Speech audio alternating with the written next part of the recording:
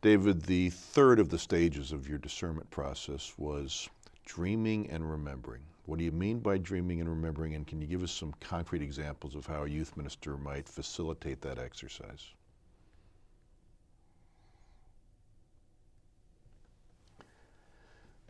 Dreaming, in the way that we're using it, basically has to do with how we see God at work in this situation.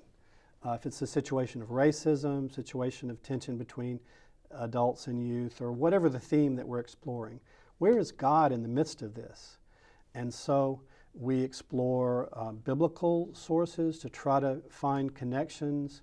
We look, sometimes we look at systematic theology to try to find, what do the theologians say about the kingdom of God, and what does it look like, and what does it have to say about injustice and racism, and sometimes it's simply a matter of sitting around the room and letting youth make connections. Someone might say, well, I remember a hymn that we sang a few weeks ago that said something about the kingdom of God. It said something about injustice, or something about the beauty of creation that needs to be honored. So it's simply a matter of letting them sit with and make these connections. Sometimes we go, and I take the whole youth group and go and sit down in the pastor's study. And and we'll ask, what do you see? I mean, how does the Christian tradition?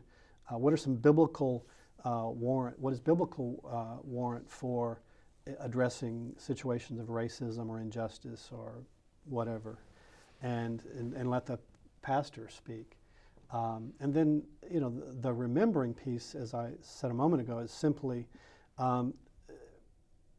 allowing not only our imaginations to re-enchant the situation theologically, but letting young people soak these situations in prayer, letting them surround their imaginations and their situations in prayer until they can sense how God is leading in this situation, where God is at work, and how God is leading them. So that's really what those two approaches are about. And as I said earlier, people are a lot more creative than I am, but we really do need to. Theology needs to be about more than personal salvation. It needs to be ways of thinking about all of our life, all of the world, culture, social, economic, political, interpersonal, familial. All of these contexts need theology to enchant them.